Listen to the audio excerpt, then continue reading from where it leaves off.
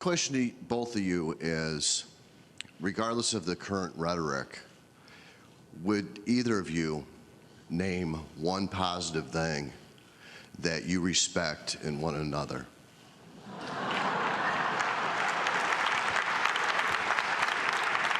Mr. Trump, would you like to go first?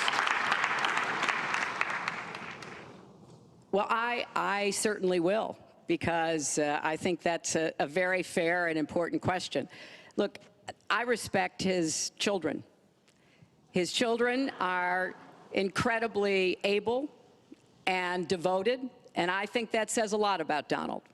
I don't agree with nearly anything else he says or does, but I do respect that. And I think that is something that, as a mother and a grandmother, is very important to me. So I believe that this election has become, in part, so conflict-oriented, so intense, because there's a lot at stake. This is not an ordinary time, and this is not an ordinary election. We are going to be choosing a president who will set policy for not just 4 or 8 years, but because of some of the important decisions we have to make here at home and around the world, from the Supreme Court to energy and so much else. And so there is a lot at stake. It's one of the most consequential elections that we've had. And that's why I've tried to put forth specific policies and plans, trying to get it off of the personal and put it on to what it is I want to do as president. And that's why I hope people will check on that for themselves, so that they can see that, yes, I've spent 30 years, actually maybe a little more, working to help kids and families, and I want to take all that experience to the White House and do that every single day. Mr. Trump.